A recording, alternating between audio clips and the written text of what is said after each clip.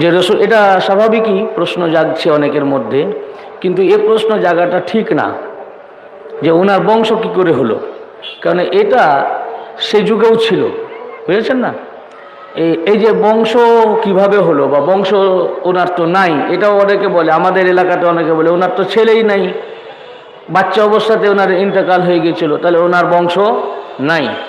তো যারা বলে ওনার খানদান বা বংশ নাই, তারা তাদের নামাজটাকে পরিবর্তন করুক, বুঝতে পেরেছেন। নামাজকে এই জন্য পরিবর্তন করুক, আমরা যখন নামাজ পড়ি তো নামাজের মধ্যে তাশাহুদে বৈঠকে আমরা দরুদ পড়ি না, দরুদে ইব্রাহিমা। সবাই বলবেন হ্যাঁ কি না, পড়ি তো। দরুদে ইব্রাহিমা কি পড়ি?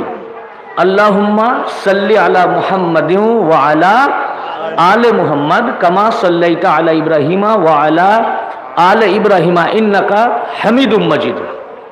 তারপরে আল্লাহুম্মা বারিক আলা মুহাম্মাদিন ওয়া আলা আলে মুহাম্মদ কামা বারাকতা আলা ইব্রাহিমা ওয়া আলা আলে ইব্রাহিমা ইন্নাকা হামিদুম মাজিদ।